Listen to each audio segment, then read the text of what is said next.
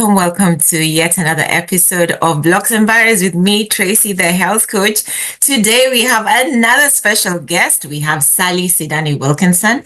Sally is a certified health coach and menopause wellbeing practitioner and the founder of Rebalance by Sally. She empowers employees and women to thrive during perimenopause and menopause, helping businesses retain valuable talent and improve workplace well-being.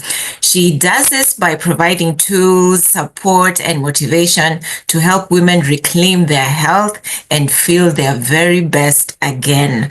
Sally also provides tailored support through menopause education, policy development, and health coaching. Passionate about female health, she helps women reclaim their confidence and performance both at work and in life. Outside of work, Sally loves being active, from climbing Mount Kilimanjaro to running in the woods and paddleboarding on the Thames. So she has a nicely balanced life, as she has her company named Rebalance. So welcome, Sally. Thank you very much, Tracy. Thanks for inviting me. You are so welcome. So we'd like to start with a little icebreaker. Right. So if you were to have breakfast, lunch, and dinner with 3 different people, who would you have for breakfast? Who would you have for lunch? Who would you have for dinner, and why? Oh, lovely. Good question. So I'll start breakfast with one of my kind of career heroes, which is Tim Spector. I love you. I think you're probably a fan as well. I just love what he's doing in the nutrition space. Yes. I think he's, really sort of breaking boundaries in terms of the research he's doing and making it accessible, and not sort of demonizing any foods, and just making nutrition and healthy living more accessible to more people. So yeah, I'd love to have a chat with him at breakfast time. Yeah. Then lunchtime. Oh, that's a good question. Lunchtime, I'll have lunch with my mum because she's sadly no longer with us, and yes. I miss her dearly. And we used to have, we were very close, and I used to really enjoy our conversation. She was always very bubbly and fun to be with, and very kind person. So I'd love to have lunch with my mum. That's mum, yeah. And then dinner, let me think, who would I have dinner with? Mm-hmm. I usually say David Beckham, but I won't say somebody like Michelle Obama. I think she's one of the most inspiring women and leaders of our generation. I love how she's authentic, resilient, hardworking, and she's really driving change for women and equality. And I love everything that she's doing. I've read both of her books. I've seen her live when she came to London, which was incredible. And she's got a really strong backstory, really interesting backstory of how she got to where she is today. And so I'd love to have dinner with her and learn more about her, ask about her successes. And I think it would be really empowering, inspiring, and interesting to spend some time with her. So there you go. That's my 3. Amazing. Yeah, lovely, powerful. So what inspired you to specialize in menopause support and workplace well-being? Yeah, so I changed careers completely. I knew I always wanted to do something in the sort of nutrition and fitness space because I've always had a passion for that. I've always loved food. I've always been interested in healthy living. I've always had a sort of an active lifestyle. And then I started to go through menopause myself. And I was, struggling with symptoms. At the time, I didn't realise what it was. I was sort of in my early 40s. Nobody was really talking about menopause then. And I started to struggle with things like gut health problem, itchy skin. My eczema came back, which I hadn't had since I was a baby. My hair was falling out. And it was actually quite scary because I was like, what's happening with my body? And I went to lots of sort of different practitioners and nobody was able to sort of pinpoint what it was. And it was only later, and it was actually thanks to some of these celebrity ambassadors for menopause, people like Davina McCall and Mariella Fostrop and all these ambassadors finally sort of talking about menopause in the public space, on TV programs, podcasts, books, etc. And that's when the penny dropped, really. And I sort of realized, actually, I joined the dots and realized this is perimenopause. And so I then went to a health coach myself, and I started to do a lot of reading up about nutrition and holistic approaches to menopause. And I managed to eliminate all of my symptoms through that holistic approach. And, I was so passionate about it. I was like, why aren't more people talking about this? It can be really helpful to so many women who are either not taking HRT, can't take HRT, or to support their HRT. Having this holistic approach is such an invaluable tool as we go through perimenopause and menopause. So that's why I then, went on to focus specifically on health coaching for menopause, because I'm passionate about helping other women in a way that I got help and support myself, and raising education and awareness about the different options available to people as they go through menopause. Amazing. And I know so many people don't understand or maybe know what health coaching is. So what is your definition of what health coaching is? Yeah, so as you're a health coach yourself, we're both very passionate about health coaching, and a lot of people don't know what it is. It's still a fairly new profession. So in terms of health coaching for menopause specifically, so first of all, it's sort of advice and personal advice. I think that's, what we're both passionate about is health coaching is very much personalized. It's tailored to the individual, because there's no one size fits all when it comes to menopause. There's no one size fits all when it comes to nutrition, health improvement. So it's very important that we do have this personalized approach. So as a health coach, we look at the root cause of symptoms. So it's not just sort of looking at one symptom, because there's over 40 different symptoms. Yes. So, it's like, we can't sort of target all these different symptoms. But getting to the root cause of menopause, which is basically looking at hormone balance, stress management, detoxification of the liver, etc., to help to balance those hormones. So as a health coach, I motivate, I give advice, I help to motivate and hold accountable as well, because I think that's really important. A lot of my clients sort of say to me that how helpful it is to have my weekly check-ins to keep them on track and to make sure that they are staying motivated, because so many people, they've had New Year's resolutions, or they've started some diet, or they've heard a podcast with a great piece of advice, and they might do it for a few days or even a few weeks, but without that sort of motivation and accountability from another person, it's very hard to stay on track. So as a health coach, we give people not only the advice, but also the tools and the strategies to implement those changes in a sustainable way, so that those habits stick for life. And a lot of it's about mindset as well, isn't it? You're a health coach, and I know you do a lot of mindset work with your clients. Yeah.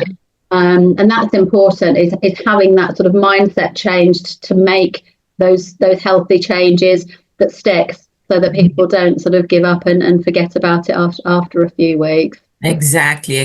And I think especially for peri and menopause, it's so crucial that they don't forget they keep that momentum going and keep that accountability going, because in this area, as you said, for you, when you approached it in a holistic way, you've managed to alleviate the symptoms. So then it's so crucial to find a way to make these changes in a sustainable way. Yeah. So you've built Rebalance by Sally to help employees thrive during menopause. So what gap do you feel you saw that you wanted to then close in, that inspired you? Yeah, so I was doing one-to-one health coaching for about a year, and then I realized that actually there was a big gap in businesses. There's so many of my clients were sort of saying to me, I'm not getting any support at work, I might have to leave my job, I'm getting complaints from my manager because of either my performance or because of my number of sick days. And I realized that lack of understanding in the workplace about menopause and how to support people going through menopause. So I started to talk to, a few businesses about education and awareness workshop, and it kind of evolved from there, really. So so I'm now 3 years in business and have managed to help a whole number of different workplaces, from schools, universities, gyms. I work with a lot of gyms, hotels, as well as the big sort of corporate workshops as well. So I sort of do a 3-stage approach. The first stage is education and awareness, and that's really important for everybody, for all genders, all ages, because if you're a young male manager, for example, you're very, it's unlikely that you know about menopause, what it is, how you can support one of your colleagues, one of your direct reports through the menopause. So it's really important that everybody has that sort of basic level of understanding and awareness of what the signs and symptoms are, what to look out for, how you can support. Are there sort of reasonable adjustments within the workplace to support an individual as they go through menopause, and just having those conversations as well. I think, for a lot of people, just being heard, just being listened to, just feeling supported is huge, because, a lot of people do feel that they're, struggling in silence, and there's still a lot of taboos, particularly in the workplace. A lot of people feel that because of ageism or sexism, they're nervous about talking about it at work. So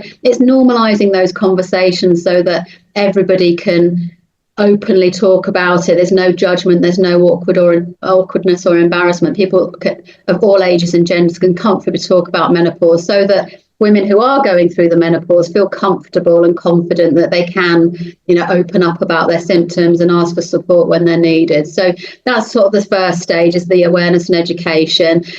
Second phase is the support.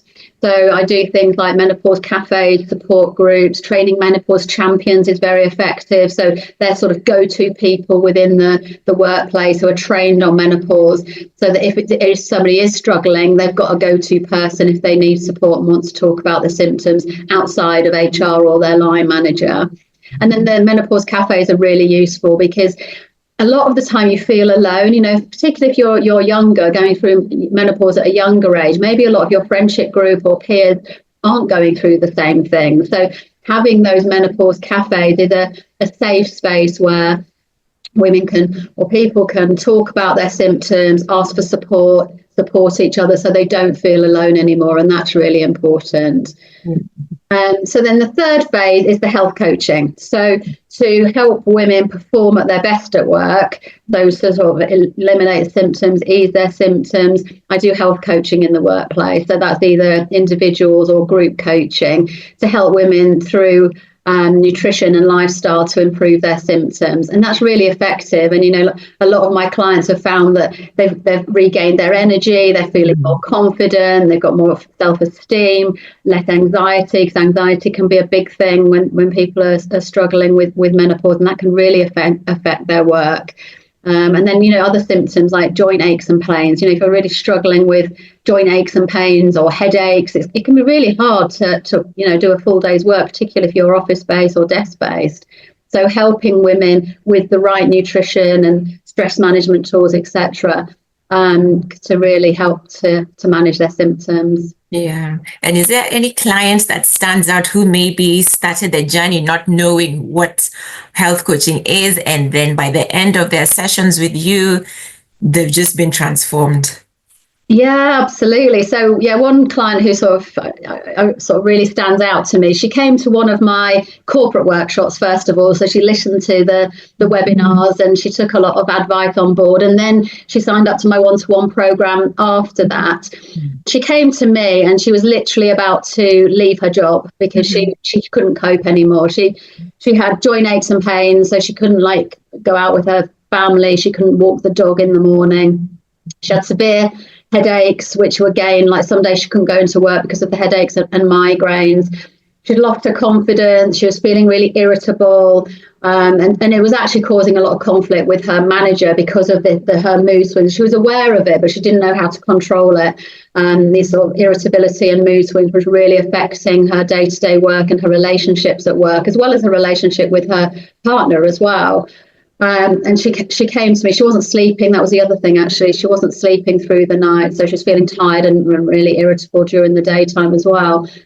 And so she came to me for help, and she went on my 12-week program. And it was incredible, the difference. It was like just so heartwarming with the feedback that I got at the end of the program in terms of the difference that I was able to make to her life. And she was very dedicated. Every week she was very good at implementing some of the changes that we discussed, and she was very motivated to make a change. And she talked to her partner about it. She talked to the children about it, and that helped as well. She found that having that open dialogue with the family really helped her to feel supported as well as at work. So that helped. And then by the end of the program, she was a new woman. She said it was life-changing for her. She was, going for really long walks with the dog in the mornings, and she applied for a promotion. So before, she was about to leave this particular job, and now she's applying. And now she's applying for a promotion. So, she got her confidence back. She was re-engaged with her job. She was more focused at work. She was sleeping a lot better. We put like a bedtime routine together for her and did a few things around that. And so she was sleeping a lot better, which made her feel more energetic and refreshed at work. So, so small things, it's a combination of a few things done consistently can make a huge difference to people's lives. Yeah. And in terms of motivation, because that can be something that people struggle with, they know what to do. They've attended webinars, they've attended events, but the motivation is not there. So what would be your advice for them in terms of doing what they want to do when they don't have motivation? Yeah, I think sort of breaking it down into small steps, because it can be overwhelming, and particularly going through menopause, you are feeling very overwhelmed anyway, and your stress levels are much higher than much more elevated than previously. So life can feel very overwhelming. So it's taking things step by step and breaking things down into bite-sized chunks. So, if, for example, somebody was looking to get back into exercise, don't suddenly sign up for a half marathon, because it's just not achievable.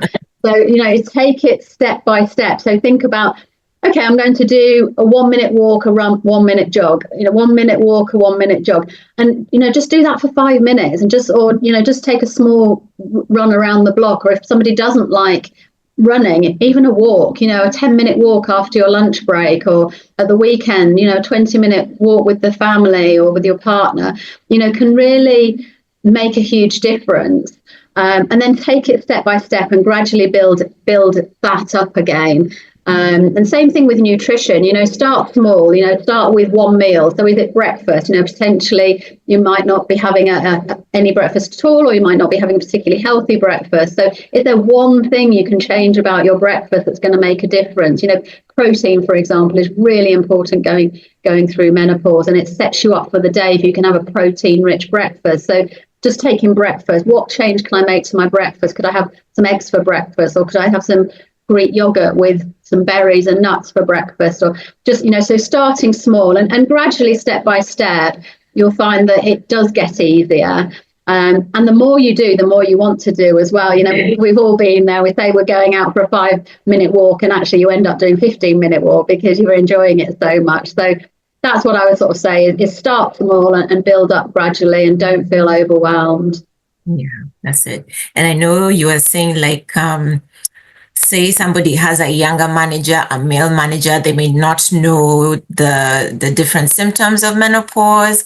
So, and I know lots of workplaces now have workplace programs, but how can a workplace make their workplace programs really effective so that women don't feel the need to leave their jobs, or even as they're going through decisions like divorce because of their debilitating symptoms?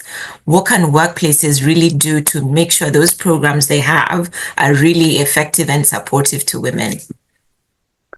Yes, I think, as I said, start with the education and awareness, because I think if everybody is informed in the workplace, I think it really does aid those conversations, because there's a lot of sort of nervousness about the subject, like a lot of health topics. I think there's nervousness if people aren't informed and educated on the symptoms or the causes, etc. Then people sort of shy away from having those conversations. So I think educating everybody in the workplace about what the symptoms are, what the causes are, how you can have a conversation. I've got I can send you a link actually to, I've got a guide for managers in terms of starting conversations, just with some simple tips of how to start those conversations, how to normalize those conversations, and practice makes perfect. I think the first time somebody has a conversation with a direct report who's going through menopause, they might feel a little bit nervous, but the more you do it, the more you normalize it, the easier it's going to get. And likewise for the person who's going through menopause, it's a natural phase of life. We need to normalize these conversations. So don't be afraid to speak up and ask for support if you need it, and talk about those symptoms. And it's probably likely that there's a number of people within your workplace who are going through a similar thing. Exactly. Ask for support from others. Like Menopause Cafe or a discussion group where you can all get together to talk about the symptoms, so you don't feel so alone. It can be really helpful for that. Yeah. And I guess maybe in terms of why menopause is still a taboo subject at work, you've said, education, and maybe just people maybe feeling just shy to talk about it. So what else do you feel is a factor in why menopause is still a taboo subject at work besides those two? Yeah, I think everybody's still a bit nervous about the way they're going to be treated, in terms of discrimination. Are they going to be written off from their job because they're thought to be, old and past it, one of my clients said. So, I think there is still ageism in the workplace. I think that's still a factor. And then there's cultural differences as well. I think for a lot of cultures, menopause is still a topic not talked about openly. There's still awkwardness and nervousness talking about it. Other cultures celebrate it. It's really interesting that, around the world, the differences in culture, and in some cultures actually we celebrate menopause, and it's actually new beginnings, and the Japanese call it the second spring. Yeah. Which is a lovely positive way of looking at menopause, versus other cultures, the word for menopause is very negative in terms of it's like anti-rejuvenation, as it were. So it's in terms of, like, I think the French word is like the end of femininity is the word they use. Yeah, I know. In Arabic, I think it's the age of despair, and it's all these really negative words. Yeah. Some cultures, it's much more positive. Like I said, that the Japanese. So I think we need to be aware when we are having conversations in the workplace. Be open-minded to the fact that every culture has a different way of handling it. So just let the person take lead. So if you are a manager managing somebody going through menopause, let that individual take the lead in terms of how much they want to share, and don't push too hard if they don't want to share, but show that you are showing empathy, and you are listening, and you are there to support where needed. And I know also religion can be a huge factor in why maybe some people may shy away. So what would be your advice for people who come from a religious background where maybe it's not so much spoken about? Yeah, that's right. So some religious, it's not spoken about. In some religions, again, it is celebrated, and actually it's seen as new beginnings and an opportunity for some more freedom, as it were. So the Muslim faith, for example, it's considered to have more freedom when you're going through menopause, in terms of fasting during Ramadan, which is happening at the moment, and things like that. So each sort of religion has different beliefs and a different way of approaching menopause as well. So again, I think an understanding is really important of that. The way we talk about menopause, the way we discuss it, our perceptions of menopause will vary by religion and cultural differences. And I know earlier on you said for you, what worked for you in alleviating your symptoms was taking this holistic approach. Now, for someone who's thinking, oh, what's holistic? What's holistic? Yeah, good question. Yeah. So holistic means sort of a whole body approach. So it's not just looking at one thing, it's looking at the whole body approach. So, we don't, what's the root cause of that symptom? And it doesn't necessarily be one thing. So it's not just saying, okay, if you start to do exercise, it's going to eliminate your symptoms. It's looking at everything. So it's looking at nutrition, it's looking at movement and exercise, it's looking at stress. Stress can be a huge factor that comes into play with menopause. Stress levels can actually make menopause symptoms or trigger symptoms in the first place. So we look at the whole life of that person. Are they stressed? Do they have financial stress? Do they have family stress? Do they have work stress? And look at how we can help to manage, give them the tools to manage the stress. Self-care is really important. So is the individual taking time for themselves and looking after themselves with self-care? Or are they actually constantly looking after others and forgetting to look after themselves? Things like detoxification. I do a lot of work around detoxification of the liver, because the liver is the hormone processing organ. So we look at all factors that impact that. So environmental toxins, the products that we're using on our skin, even like the shampoo we use, the moisturizer we use, the chemicals in those products, the chemicals in the product. We talk a lot about ultra processed food in nutrition. So there can be hormone disruptive ingredients in the foods that we use. So it's not one thing, it's looking at all aspects that can be affecting the individual and all the systems of the body. Yeah. And self-care, as you said, is such a big part of the management. And I think you attended an event where you saw something by Dr. Chatterjee, who said for women, or maybe not necessarily for women, but we need to learn the power of saying no and making time for things that we find important, to what things that we love. So for menopause, what's your take on this? And perimenopause, of course, yeah. Yeah, that is. I really admire Dr. Chatterjee. I think he's got, he talks a lot of sense, and he's very consistent in what he says as well, which I love. And the power of saying no is really important, because we take on so much, particularly as women. We're juggling a lot of things, whether it's work, we take on a lot, whether it's family life, home life. There's all aspects of life that we're sort of juggling a lot of balls, and we like to please people, don't we? We're often people pleasers and don't put ourselves first. But that can cause a lot of stress on the body as well. So I think, going through menopause, it's a nice opportunity to have a reset and to rethink about your life. And this is an opportunity to put yourself first, because it's very much needed in terms of hormone balance, in terms of self-care and stress management. So, how can you carve out, even if it's 10 minutes, how can you just carve out a piece of time in the day which is just for you to do something that you love, whether that's having a phone call with one of your friends, or whether it's, having a cup of tea with your work colleague, or whether it's, whatever that is, having a bubble bath in the evening, whatever it is that helps you to relax and enjoy your life. Just carve out chunks of time each week that you can actually do that. And it makes such a difference to your overall well-being, and particularly to your stress and your cortisol levels.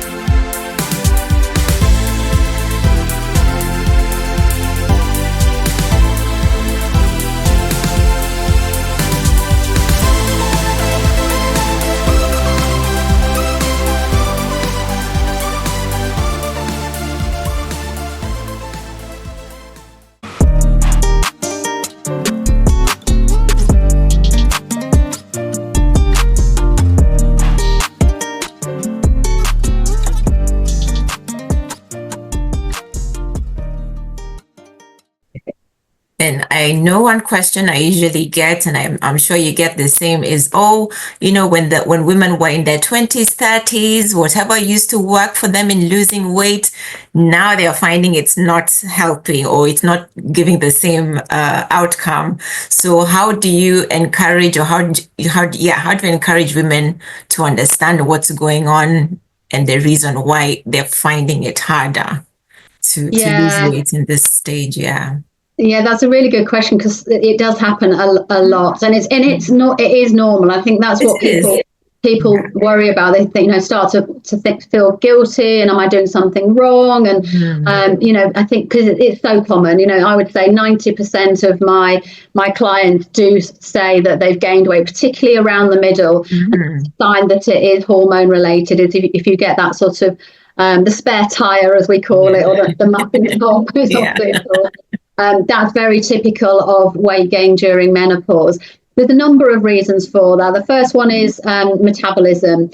So as we age, our metabolism slows down. Secondly, it's because of estrogen decline. So as we go through perimenopause and then menopause, estrogen levels decline. So the body is looking for other sources of estrogen, and fat cells actually produce small amounts of estrogen. So that's why our sort of body produces and holds on to the fat cells more so than in younger years. So that is one reason. So that's why I talk about the importance of sort of stabilizing hormones to improve that. Cortisol, again, is another factor. So cortisol, which is our stress hormone, that can cause weight gain again. So, as I mentioned, stress management is really important during menopause, so to try and bring down the cortisol levels, because cortisol can cause the weight gain as well. Blood sugar balance, I could do a whole podcast just on sugar balance, but blood sugar balance is really important as well. So we talk about the blood sugar roller coaster caused by sugary foods and ultra processed foods, refined carbohydrates. Again, that can cause a spike in insulin, which again can cause the fat gain. So there's a whole number of reasons that can cause weight gain, which is why weight loss during perimenopause and menopause is different than in younger years, and we need a specific program for that. Yeah. And I know our time is coming up to a close. How would you explain to people who say, who are wondering why are there so many symptoms of menopause or perimenopause? Yeah, that's the thing, isn't it? It's like we're discovering new symptoms all the time, to be honest. And as I said, at the beginning, it's like there's no one size fits all. Every person will have a different experience of menopause. They'll have different symptoms, a different age they'll experience it at, different severity of symptoms, which is why this sort of personalized approach, which as health coaches we focus on, is so important, so that we can really deep dive into the individual's health history, their symptoms, their likes and dislikes, and really support them with that sort of tailored approach to managing symptoms. Yeah. And I think this will be the second last question. In terms of allies in the workplace, how can men be better allies in the workplace to support their colleagues who may be going through perimenopause or menopause? Yeah, it's so important, isn't it? I think, I think a lot of the menopause conversations are sort of revolve around women, but it's so important for everybody, regardless of gender, that we do sort of talk about menopause and normalize it, because you can see on the banner behind, menopause affects everybody, because it really does. Whatever your age or gender, you will know somebody who is either going through menopause or will be going through menopause, whether it's your partner, your daughter, your auntie, a work colleague. So that's why it is so important that we do talk about it and support others as they go through it. And the final question, if there's one message you'd like for people to take away and keep going, because sometimes we listen to things and that was so fabulous, and then we don't put anything into action. So if there's anything you'd like the listeners to remember about perimenopause, menopause, and the workplace, what would that be for you? Yeah, so I think for the workplace, I think that the key thing is to have those conversations. I think that's a brilliant starting point for anybody, whether it's you going through menopause or you're supporting someone going through menopause, or anybody in the workplace. I think normalizing those conversations with listen, show empathy, don't have any judgment, awkwardness, embarrassment, just normalizing those conversations is a huge step forward. And then, the education piece can come after that, but just starting those conversations, I think, is fundamental in any workplace. And then for individuals who are going through the menopause, I think don't be afraid to ask for support. There are more people, who can support you, whether that's at work, whether that's in your family, whether that's practitioners like myself. There's so many people who can help you. So don't be afraid or embarrassed to ask for support when you need it. It is a natural phase of life, and there are people who can support you. And take it easy. It's a difficult phase of life, and so don't be overwhelmed by things. Take things step by step, as I said. Small adjustments step by step can make a huge impact on your life and help to manage your symptoms. Yeah. And what's next for you, Sally? Do you have any projects coming up?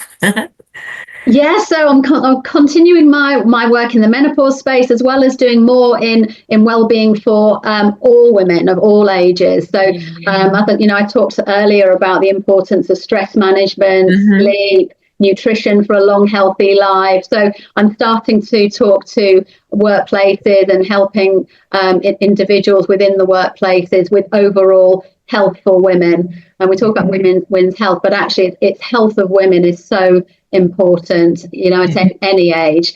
And like yourself, Tracy, with a few simple changes to the life can make a huge difference to your energy levels, to the way you're sleeping, to the way you interact with others, and so that you can live your best life. Life is short, so let's make the most of it. Exactly. Yeah. And where can people find you, Sally? Because I'm sure they'll be wanting to know more, or maybe they want to work with you. Where can they find you? So my website is rebalancedbysally.com, and I'm on social media, Facebook and Instagram under Rebalance by Sally. And then for corporate clients, I'm on LinkedIn as well under Sally Sidani-Wilkinson. So I offer a free 20-minute consultation. So if anybody does want to ask any questions about either the programs or about their specific symptoms or their workplace in terms of how I can help, then do feel free to drop me a message, and I'd love to have a chat. Yeah, and I'll share Sally's details on the description, all her website information, and then you can get in contact with her. But thank you so much, Sally, for joining us and for sharing so much, and just to educate that there are support systems at work. People can have these conversations. There's nothing shameful about the process. It's a natural journey. It's a natural part of life. And these conversations cannot just happen within women. Men can join too, because we need them. Menopause, perimenopause, it affects everyone. So Thank you so much for sharing. And thank you so much for coming. Oh, thank you, Tracy. I've really enjoyed the conversation, and I love all the work that you do too. Thank you. Oh, thank you so much, Sally. And to our viewers, don't forget to subscribe and get notified when the next episode is out. And do take care of yourself, and I'll see you on the next episode. Take care.